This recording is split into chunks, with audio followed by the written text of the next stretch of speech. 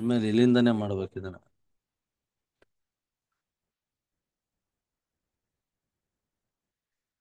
ನಮಸ್ಕಾರ ಎಲ್ರಿಗೂ ಮತ್ತೊಮ್ಮೆ ಸ್ವಾಗತ ನಮ್ಮ ಕನ್ನಡ ಟ್ರೇಡರ್ ಯೂಟ್ಯೂಬ್ ಚಾನೆಲ್ನಲ್ಲಿ. ಸ್ನೇಹಿತರೆ, ಇವತ್ತಿನ ದಿವಸ ನಾವು ಈ ಚಾಪ್ಟರ್ 3ಯ 4ನೇ ವಿಡಿಯೋನ ಮಾಡ್ತಕ್ಕೆ ಹೋಗ್ತಾ ಇದ್ದೀವಿ. 4ನೇ ವಿಡಿಯೋನ ಮಾಡ್ತಾ ಇದ್ದೀವಿ. ಎಸ್, ಈ ಚಾಪ್ಟರು ತುಂಬ ಲೆಂದಿ ಚಾಪ್ಟರು, ತುಂಬ ಇಂಪಾರ್ಟೆಂಟ್ ಚಾಪ್ಟರು. ಹಾಗಾಗಿ ಮಲ್ಟಿಪಲ್ ಸೆಷನ್ಸ್ ಆಗ್ತಾ ಇದೆ, ಲೆಂದಿ ವಿಡಿಯೋಸ್ ಆಗ್ತಾ ಇದೆ. ಸೊ ಸಿಚುವೇಶನ್ ಡಿಮಾಂಡ್ ಇದ್ದಂತೆ ವಿಡಿಯೋ ನೋಡೋರು ಪೂರ್ತಿ ನೋಡೋಕೆ ಟೈಮ್ ಇದ್ದರೆ ದಯವಿಟ್ಟು ಫಿನಿಶ್ ಮಾಡಿ. ಇಲ್ಲ ಅಂತ ಹೇಳಿದ್ರೆ ಆರಾಮಾಗಿ ಟೈಮ್ ಇದ್ದಾಗ ಬಂದು ಮುಗಿಸ್ಬಹುದು. ಅರ್ಧಂಬರ್ಧ ನೋಡಿ ಕಮೆಂಟ್ ಮಾಡೋದು ತಪ್ಪು ಅಲ್ವಾ? ಓಕೆ, ಬನ್ನಿ ಹಾಗಾದ್ರೆ ಇವಾಗ 4ನೇ ವಿಡಿಯೋನ ನೋಡೋಣ, ಶುರು ಮಾಡೋಣ. 4ನೇ ವಿಡಿಯೋ ಏನು ಹೇಳ್ತಾ ಇದೆ? ನಮಗೆ ಪ್ರೈಸ್ ಟು ಬುಕ್ ವ್ಯಾಲ್ಯೂನ ಹೇಳ್ತಾ ಇದೆ. ಏನನ್ನ ಹೇಳ್ತಾ ಇದೆ ಸ್ನೇಹಿತರೆ?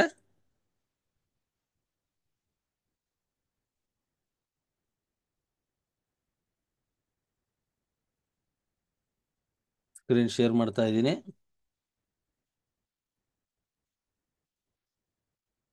ಓಕೆ, ಬುಕ್ ವ್ಯಾಲ್ಯೂನ ನಾವು ಆಲ್ರೆಡಿ ತಿಳ್ಕೊಂಡಿದ್ವಿ, ಕರೆಕ್ಟಾ? ಇವಾಗ ಏನ್ ಮಾಡೋಣ? ಪ್ರೈಸ್ ಟು ಬುಕ್ ವ್ಯಾಲ್ಯೂನ ತಿಳ್ಕೊಳ್ಳೋಣ. ಪ್ರೈಸ್ ಟು ಬುಕ್ ವ್ಯಾಲ್ಯೂನ ತಿಳ್ಕೋಬೇಕು ಅಂತ ಹೇಳಿದ್ರೆ ಇನ್ನೂ ಸ್ವಲ್ಪ ಕೆಳಗೆ ಬರಬೇಕು. ಇದೆಲ್ಲ ಹಿಂದಿನ ವಿಡಿಯೋದಲ್ಲಿ ಕವರ್ ಆಗಿದೆ.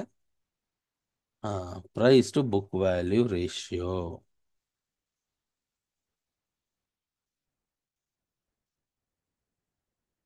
ಏನಿದ್ರ ಅರ್ಥ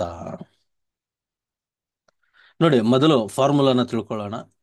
price to book value ratio ಅಂತ ಹೇಳಿದ್ರೆ, ಪ್ರೈಸ್ ಅಂತ ಹೇಳಿದ್ರೆ LTP, ಕರೆಕ್ಟಾ? LTP divided by book value ಅಲ್ವಾ sir? LTP divided by book value.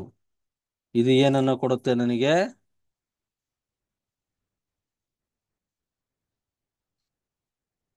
Exactly. Price to book value ratio ಕೊಡೋದೇನು? ಬುಕ್ ವ್ಯಾಲ್ಯೂ, ಬುಕ್ ಪ್ರೈಸ್ ಅಂತ ಹೇಳಿದ್ರೆ LTP, ಬುಕ್ ವ್ಯಾಲ್ಯೂ ಇದ್ರ ಕೆಳಗಡೆ ಡಿನಾಮಿನೇಟರ್ ಅಲ್ಲಿ LTP ಇದು ಬಂತು, ಹೌದಾ? ಹಾಗಾದ್ರೆ ಬುಕ್ ವ್ಯಾಲ್ಯೂ ಅಂದ್ರೆ ಏನು?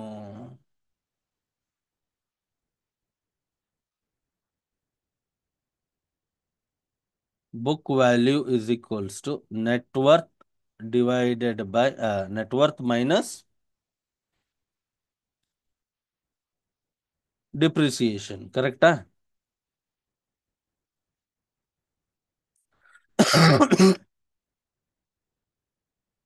ಸಾರಿ, total asset minus depreciation.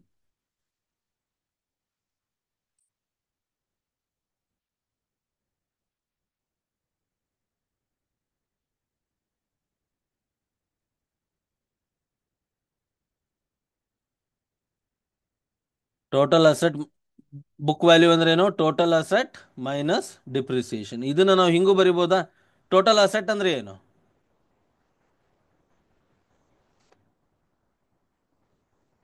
Net worth divided by equity.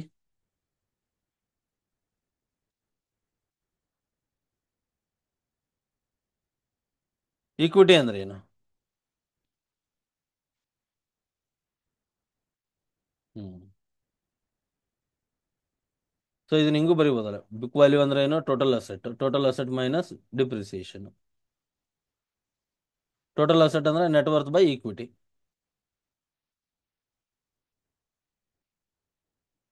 Right?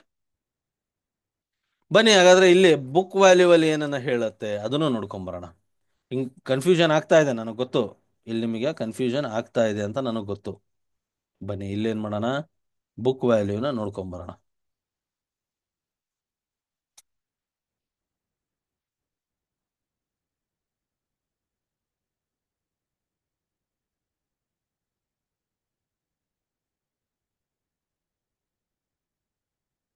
ಏನ್ ಹೇಳ್ತಾ ಇದ್ದೀರಾ? Book value per share means theoretical amount of the money each share would get in each company was to wind up. ಕರೆಕ್ಟಾ?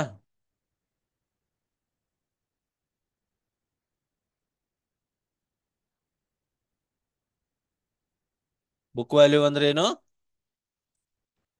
Net worth divided by number of shares. ಕರೆಕ್ಟಾ? Shares ಅಂದ್ರೆ ಏನು? Equity. So book value formula ಏನು?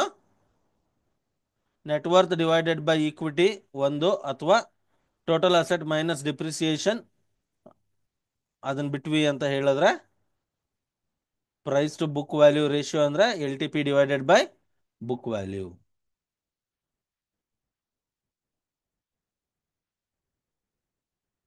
ಹೌದಾ sir?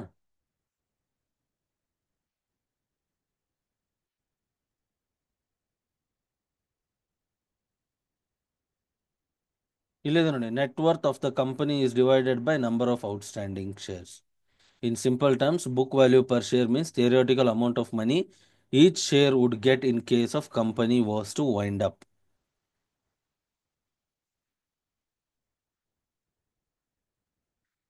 On the left hand side of the balance sheet, very important. ಯಾಕೆ ನಿಮಗೆ ಮೂರನೇ formula ಬಂತು ಅಂತ? On the left hand of the balance sheet, there are primarily two things: share capital and debt. The assets of the company are listed in the balance sheet as its book value. Total asset ಎಲ್ಲಿರ್ತದೋ book value ಅಲ್ಲಿ ಇರುತ್ತೆ. ಅಂದ್ರೆ ಏನಾಯ್ತು? Book value is equals to total assets. ಕರೆಕ್ಟಾ?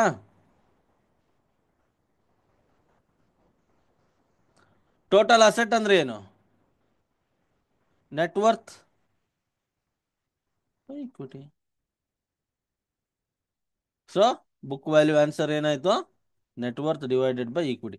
Total assets ನ ತೆಗಿಬೇಕು ಅಂದ್ರೆ ಏನ್ ಮಾಡ್ಬೇಕು? ನಾನು ಇಲ್ಲಿ ಡಿಪ್ರಿಸಿಯೇಷನ್ ನ ತೆಗಿಬೇಕು ಅಲ್ವಾ? ಏನ್ ಹೇಳ್ತಾ ಇದೆ ಇಲ್ಲಿ? That is cost less depreciation. Cost less depreciation. Sorry, I was wrong. Book value is equal to total asset. ಇದೇನು? Cashless depreciation.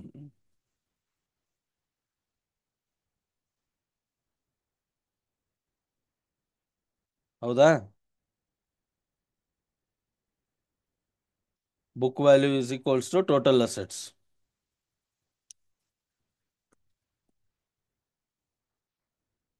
ಮತ್ತೇನಾದ್ರೂ ಡಿಪ್ರಿಸಿಯೇಷನ್ ಏನಾದ್ರೂ ಇದ್ದರೆ ಅದನ್ನು ಹಾಕೋಬಹುದು. ಹಾಗಾಗಿ ಮೈನಸ್ ಡಿಪ್ರಿಸಿಯೇಷನ್ ಅಂತ ಬಂದಿತ್ತು.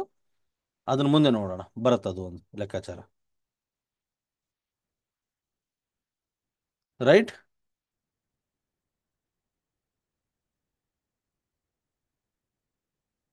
ಏನ್ ಹೇಳ್ತಾ ಇದೆ? ಇಲ್ಲಿದೆ ನೋಡಿ. Then after fully honouring the business liabilities, cash equivalents to the net worth minus equity plus reserves would be left for shareholder. ಇದೇ ಉದ್ದೇಶಕ್ಕೇನೆ ಅಲ್ಲೇ ಮೈನಸ್ ಡಿಪ್ರಿಸಿಯೇಷನ್ ಅಂತ ಬಂದಿದೆ, ಈ ಸ್ಟೇಟ್ಮೆಂಟಿಗೋಸ್ಕರ.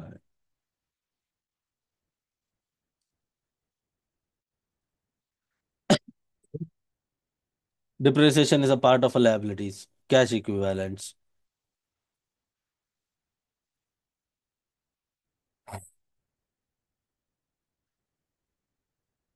ಕ್ಲಿಯರಾ? ಬುಕ್ ವ್ಯಾಲ್ಯೂ ಅಂದ್ರೇನು? Net worth divided by equity. Total asset ಅಂದ್ರೆ ಏನು?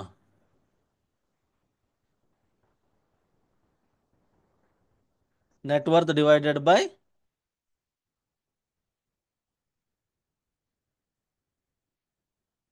Net worth ಅಂದ್ರೆ ಏನು?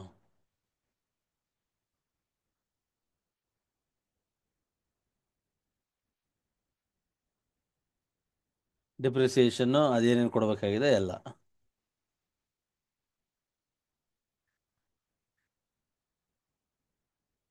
ರೈಟ್. ನೋಡಿ, ಇದನ್ನ ತಲೆಗೆ ಹುಳ ಬಿಟ್ಕೊಂತೀರ ಅಂತಾನೆ ನಾನು ಏನು ಮಾಡ್ತಾ ಇದ್ದೀನಿ, ಒಂದಕ್ಕೊಂದು ಕನೆಕ್ಟ್ ಮಾಡಿ ಹೇಳ್ತಾ ಇದ್ದೀನಿ. ತಲೆ ಹುಳ ಬಿಟ್ಟಂಗೆ ಆಗತ್ತೆ, ಬಟ್ ಬಿಟ್ಕೋಬಾರ್ದು. ಅಲ್ಲಿ ಇಲ್ಲಿ ಬಿಟ್ಸ್ ಅಂಡ್ ಪೀಸಸ್ ಇರೋದನ್ನ ನೀವು ಮರ್ಜ್ ಮಾಡ್ತಾ ಹೋದಂಗೆ ನಿಮಗೆ ಒಂದು ಕ್ಲಿಯರ್ ಪಿಕ್ಚರ್ ಬರುತ್ತೆ.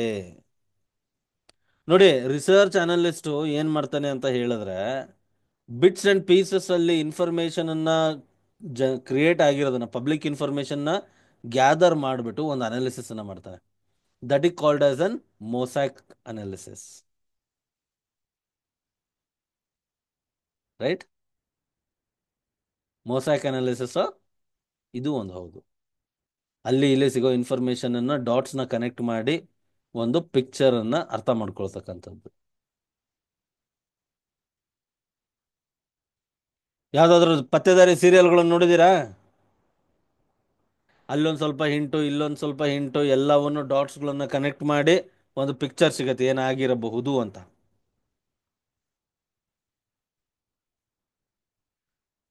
ಸೊ ನಮ್ಮ ಮಾರ್ಕೆಟ್ ಲ್ಯಾಂಗ್ವೇಜ್ ಅಲ್ಲಿ ಇದನ್ನ ನಾವು ಏನಂತ ಕರಿತೀವಿ? ಮೊಸಾಕ್ ಅನಾಲಿಸಿಸ್ ಅಂತ ಕರಿತೀವಿ. It's a part of our syllabus.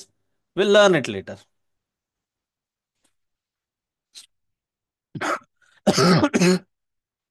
ಸಾರಿ ಸ್ನೇಹಿತರೆ, ಕೆಮ್ಮು ಸ್ವಲ್ಪ ಕಡಿಮೆ ಆಗಿದೆ, ಬಟ್ ಸ್ಟಿಲ್ ಇದೆ.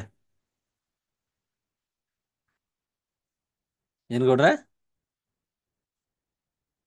ಕಷಾಯ? ಹ್ಞೂ ಸರ್, ತಗೊಂತೀನಿ.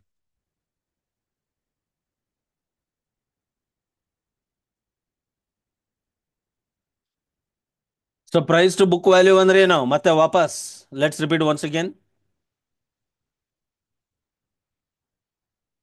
ಪ್ರೈಸ್ ಅಂದ್ರೆ LTP, book value.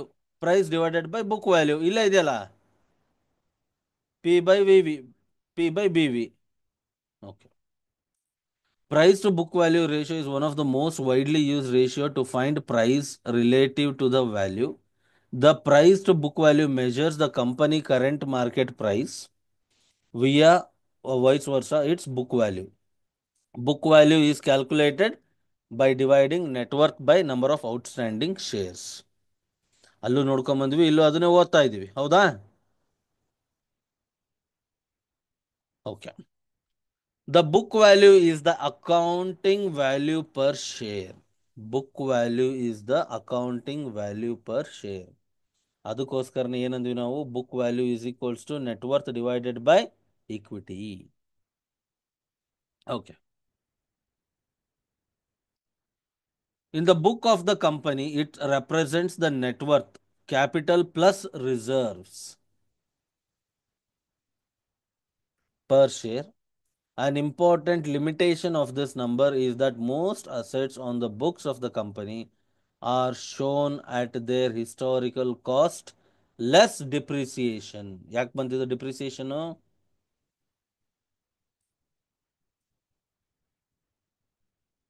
Getting the point?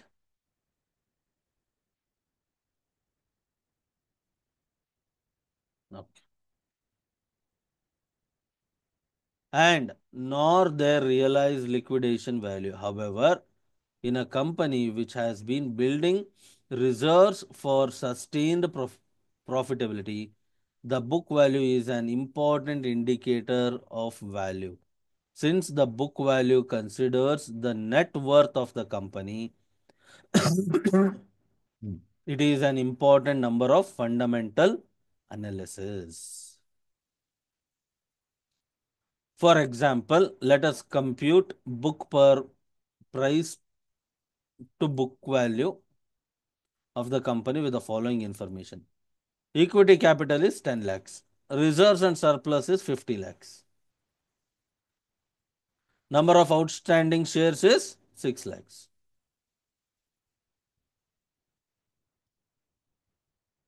Current market price is 20. ಎರಡು ಫಾರ್ಮುಲಾ ಬರುತ್ತಿಲ್ಲ. ಯಾವ್ದ್ಯಾವ್ದು ಬರುತ್ತೆ? ಎರಡು ಫಾರ್ಮುಲಾನ ಯೂಸ್ ಮಾಡ್ತೀವಿ. ಯಾವ್ದ್ಯಾವ್ದು?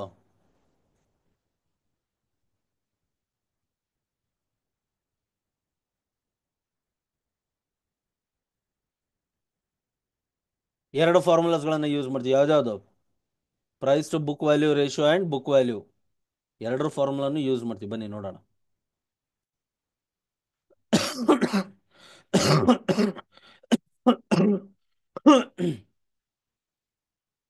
Then book value would be net worth divided by number of outstanding shares. ಹೇಳದ್ನಾ? Book value is equals to net worth divided by equity. Net worth ಎಷ್ಟಿದೆ ನಂದು? ನೆಟ್ವರ್ತ್ ಅಂದ್ರೆ ಏನು? Total asset minus liability or depreciation. ಹೌದಾ? ಸೊ ಟೋಟಲ್ ಅಸೆಟ್ ನಂದು ಏನೇನಿದೆ ಇಲ್ಲಿ? Equity capital ನಂದು asset 10 lakh. Yes. Plus reserves ಮತ್ತೆ ಸರ್ಪ್ಲಸ್, ಇದು ಅಸೆಟ್ ಏನಾ? ಇದು ಅಸೆಟ್ ತಾನೆ? ಓಕೆ. ಇಲ್ಲಿ ಮೈನಸ್ ಮಾಡೋದಕ್ಕೆ ಏನೂ ಇಲ್ಲ. ಸೊ ಏನಾಯ್ತು ಇಲ್ಲಿ? 60 ಆಯ್ತು. ಸೊ ಆನ್ಸರ್ ಏನಾಯ್ತು ಇಲ್ಲಿ? 60 ಡಿವೈಡೆಡ್ ಬೈ 6 lakhs ಈಕ್ವಿಟಿ. ಹೌದಾ? ಇವೆಲ್ಲವೂ ಲ್ಯಾಕ್ಸ್ ಅಲ್ಲಿ ಇರೋದ್ರಿಂದ ಇದರ ಅರ್ಥ ಏನು? 60 lakhs ಡಿವೈಡೆಡ್ ಬೈ 6 lakhs. ಅಂದ್ರೆ ಏನಾಯ್ತು ಅಲ್ಲಿಗೆ? ಬುಕ್ ವ್ಯಾಲ್ಯೂ ಏನಾಯ್ತು ನಂದು? Exactly. Book value is equals to 10. ಇವಾಗ ಪ್ರೈಸ್ ಟು ಬುಕ್ ವ್ಯಾಲ್ಯೂ ಏನಾಯ್ತು ನಂದು?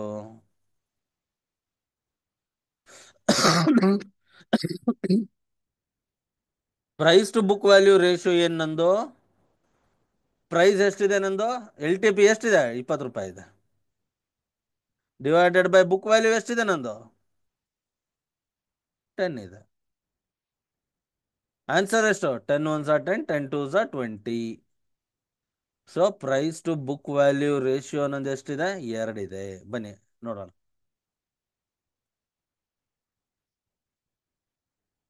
ಹೌದಾ sir? 2 times.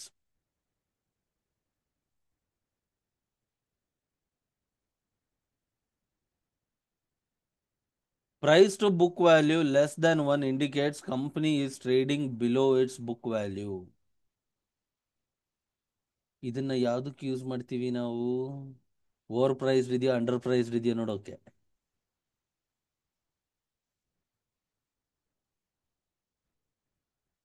Price to book value less than 1 ಇದ್ದರೆ company is trading below its book value. Under valued shares ನ ಏನ್ ಮಾಡ್ತೀವಿ? ಬೈ ಮಾಡ್ತೀವಿ. ಓವರ್ ವ್ಯಾಲ್ಯೂಡ್ ಶೇರ್ಸ್ ನ ಸೆಲ್ ಮಾಡ್ತೀವಿ. Correct? Being a fundamental research analyst. The same thing we learned in NISM 12.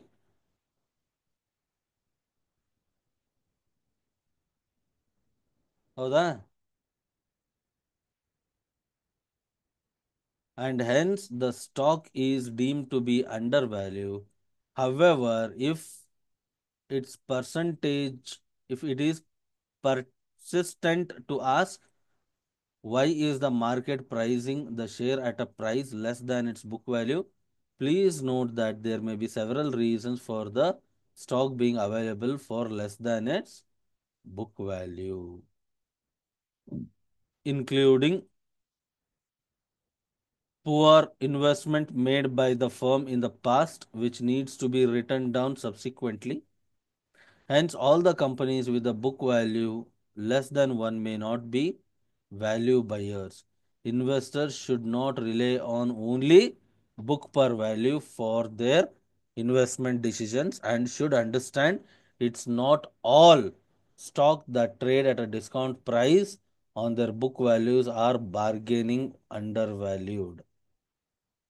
ಬರೀ ಇದು ನೋಡಿ ಇನ್ವೆಸ್ಟ್ಮೆಂಟ್ ಮಾಡಬಾರ್ದು. ಇದನ್ನ ಅಲ್ಲದೇನೆ ಇನ್ನು ರೇಷಿಯೋಸು ಅವನ್ನೆಲ್ಲ ನೋಡಿಕೊಂಡು ಮಾಡಬೇಕು. ಹಿಸ್ಟಾರಿಕಲ್ ಏನು ಬಂದಿದೆ ಅವನ್ನೆಲ್ಲ ನೋಡ್ಕೊಂಡು ಮಾಡಬೇಕು ಅಂತ ಹೇಳ್ತಾ ಇರೋದು. Price to book value is the useful measures to value stocks whether earning are in positive or negative and the more widely used ratio is not available. Ratio available ಇಲ್ಲದೆ ಇರಬೇಕಾದ್ರೆ ಪ್ರೈಸ್ ಟು ಬುಕ್ ವ್ಯಾಲ್ಯೂ ರೇಷಿಯೋನ ನೋಡ್ತೀವಿ. It enables comparison across companies in an industry where accounting standards are consistent. It's a good measure to value stocks of the company, such as banking industry. However, for the such as sectors, however, for sectors such as service industry, where assets are limited with valuation method may not be relevant. So ಇಲ್ಲಿಗೆ ಈಕ್ವಿಟಿಯ related ಆದಂತಹ calculations ಮುಗಿಯಿತು chapter 3 ಅಲ್ಲಿ. ಇನ್ನು next differential voting right ಅಂದ್ರೆ ಏನು? ಇನ್ನು ಸ್ವಲ್ಪ ಸ್ವಲ್ಪ ಥಿಯರಿ ಪಾರ್ಟ್ ಸ್ವಲ್ಪ ಬೇಗ ಮುಗಿಯುತ್ತೆ. ಡಿಫ್ರೆನ್ಷಿಯಲ್ ವೋಟಿಂಗ್ ರೈಟ್ ಅಂದ್ರೆ ಏನು? ಇವರಿಗೆ ವೋಟಿಂಗ್ ರೈಟ್ ಇರೋದಿಲ್ಲ, ಪ್ರೈಸಸ್ ಆಫ್ ದ ಸ್ಟಾಕ್ ಏನಿರುತ್ತೆ ಸ್ವಲ್ಪ ಕಡಿಮೆ ಇರುತ್ತೆ. ಹೌದಾ? DVR is just like a normal share of the company, expect that it carries less than one vote right per share, unlike common share. Common share ಅಲ್ಲಿ ಏನಾಗುತ್ತೆ, ಒಂದು ಶೇರಿಗೆ ಒಂದು ವೋಟ್ ಅಂತ ಕನ್ಸಿಡರ್ ಮಾಡಲಾಗುತ್ತೆ. ಡಿಫರೆನ್ಷಿಯಲ್ ವೋಟಿಂಗ್ ರೈಟ್ಸ್ ಅಲ್ಲಿ DVR shares ಅಲ್ಲಿ ಏನಾಗುತ್ತೆ ನೋಡಿ, ಟಾಟಾ ಮೋಟರ್ಸ್ DVRಗೂ ಡಿಫರೆನ್ಸ್ ಇದೆ. ನೋಡೋಣ ಬೇಕಂದ್ರೆ. ಟಾಟಾ ಮೋಟಾರ್ಸ್ ಶೇರ್ ಪ್ರೈಸ್ ಎಷ್ಟಿದೆ? 965 ರೂಪಾಯಿ 20 ಪೈಸಾ ಇದೆ ಟಾಟಾ ಮೋಟಾರ್ಸ್ DVR ಪ್ರೈಸ್.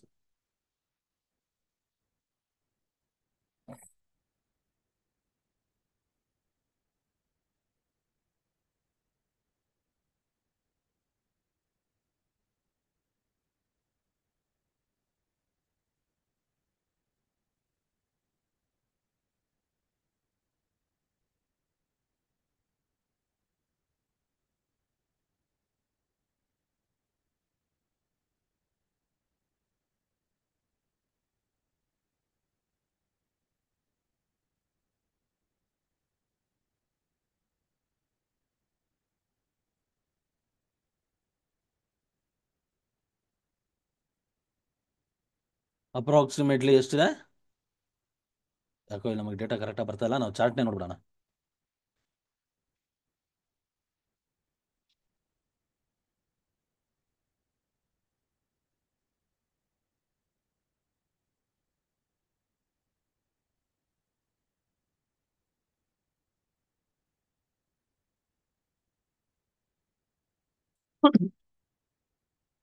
ನೋಡಿ ಇಲ್ಲಿದೆಯಾ ಟಾಟಾ ಮೋಟಾರ್ಸ್ ಮತ್ತೆ ಟಾಟಾ ಮೋಟಾರ್ಸ್ DVR. ಹೌದಾ? ಇವಾಗ ಟಾಟಾ ಮೋಟಾರ್ಸಿನ ಶೇರ್ ಎಷ್ಟಿದೆ ನೋಡ್ಕೊಂಬರೋಣ ಬನ್ನಿ. ಟಾಟಾ ಮೋಟಾರ್ಸಿನ ಶೇರ್ ಬೆಲೆ ಎಷ್ಟಿದೆ? 965 ರೂಪಾಯಿ ಇದೆ. 900 ಸಾರಿ 965 ರೂಪಾಯಿ. ಹೌದಾ? ಇನ್ನು ಟಾಟಾ ಮೋಟಾರ್ಸ್ DVR ಶೇರಿನ ವ್ಯಾಲ್ಯೂ ಎಷ್ಟಿದೆ ಅದನ್ನು ನೋಡ್ಕೊಂಬರೋಣ.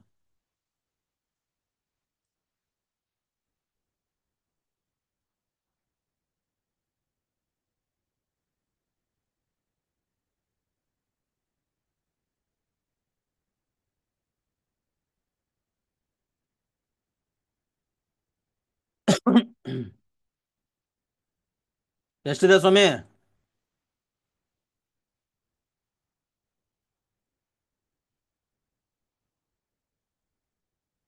ಎಕ್ಸಾಕ್ಟ್ಲಿ 200 ರೂಪಾಯಿ. ಯಾಕೆ? ಬಿಕಾಸ್ DVRನವರಿಗೆ ವೋಟಿಂಗ್ ರೈಟ್ಸ್ ಇರೋದಿಲ್ಲ.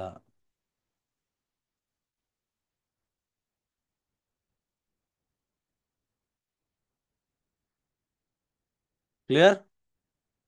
ಕ್ಲಿಯರ್ ಆಗಿದ್ರೆ ದಯವಿಟ್ಟು ಕಮೆಂಟ್ ಸೆಕ್ಷನ್ ಅಲ್ಲಿ ತಿಳಿಸಿ ಸ್ನೇಹಿತರೆ.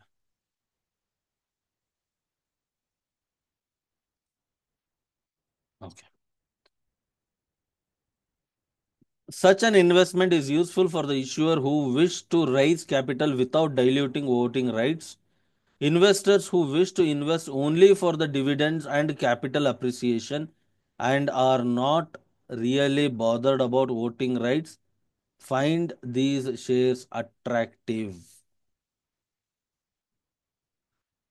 The number of voting rights for the DVR differs from the company to company. DVRs typically trade as separate category of instrument and are available at the discount to the common shares of a company.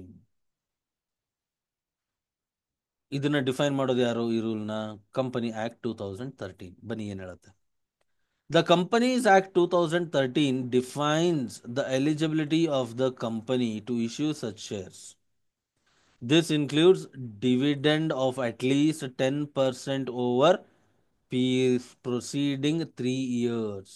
3 ವರ್ಷದಲ್ಲಿ 10% ಕೊಡಲೇಬೇಕು. And such shares shall not exceed 25% of post-issue paid capital of the company. Several companies in India, including Tata Motors and Pantaloons, have issued DVRs.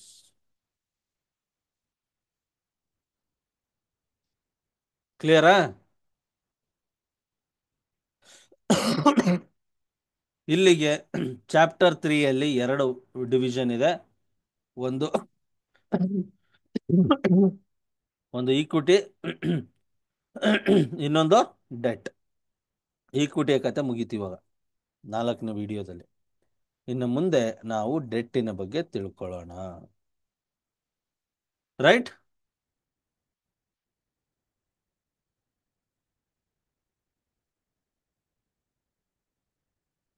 ಇನ್ನು ಮುಂದೆ ಏನ್ ಮಾಡೋಣ? ಡೆಟ್ಟಿನ ಬಗ್ಗೆ ತಿಳ್ಕೊಳ್ಳೋಣ. So ಏನು debt ಅಂತ ಹೇಳಿದ್ರೆ? ಸೊ ಸ್ನೇಹಿತರೆ, ಈ ಡೆಟ್ ಇನ್ಸ್ಟ್ರೂಮೆಂಟಿನ ಒಂದು ಚಾಪ್ಟರ್ 3ಗೆ ರಿಲೇಟೆಡ್ ಆದಂಥ ಟಾಪಿಕ್ನ ಮುಂದಿನ ವಿಡಿಯೋದಲ್ಲಿ ಕವರ್ ಮಾಡೋಣ. ಯಾಕೆ ಅಂತ ಹೇಳಿದ್ರೆ ಇಲ್ಲ ಅಂದರೆ ವಿಡಿಯೋ ತುಂಬ ಲೆಂದಿ ಆಗಿಬಿಡುತ್ತೆ. ರೈಟ್? ಸೊ ಮತ್ತೆ ಸಿಗೋಣ ಮುಂದಿನ ವಿಡಿಯೋದಲ್ಲಿ. ಚಾಪ್ಟರ್ 3ನ 5ನೇ ವಿಡಿಯೋ ಆಗತ್ತದು. ರೈಟ್? ಚಾಪ್ಟರ್ 3ನ NISM 15 ಸೀರೀಸಿನ 5ನೆಯ ವಿಡಿಯೋದಲ್ಲಿ ಮತ್ತೆ ಸಿಗೋಣ ಸ್ನೇಹಿತರೆ. ಅಲ್ಲಿಯವರೆಗೂ ಎಲ್ರಿಗೂ ನಮಸ್ಕಾರ. ಜೈ ಹಿಂದ್, ಜೈ ಕರ್ನಾಟಕ ತಾಯಿ.